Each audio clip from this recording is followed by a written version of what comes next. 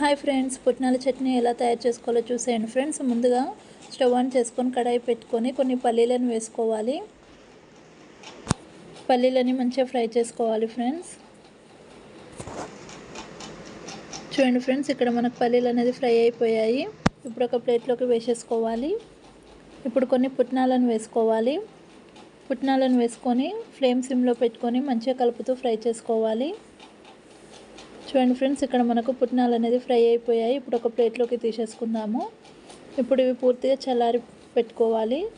పూర్తిగా చల్లారాక mixie jar తీసుకొని మిక్సీ జార్లో వేసుకోవాలి. కొన్ని ఎల్లిపాయలను వేసుకోవాలి. పచ్చిమిర్చిని కట్ చేసి వేసుకోవాలి. కొద్దిగా కొత్తిమీరను వేసుకోవాలి. కొంచెం కరివేపాకును వేసుకోవాలి. రుచికి సరిపడా సాల్ట్ వేసుకోవాలి. కొన్ని వాటర్ వేసుకోవాలి.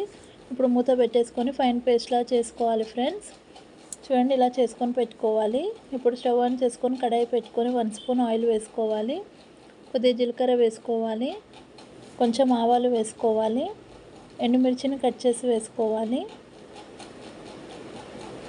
కొద్దిగా కరివేపాకును వేసుకోవాలి. కొంచెం కొత్తిమీరను వేసుకోవాలి. కొద్దిగా పసుపును వేసుకొని మంచిగా ఫ్రై చేసుకోవాలి ఫ్రెండ్స్. ఇప్పుడు మనం చట్నీని వేసుకోవాలి.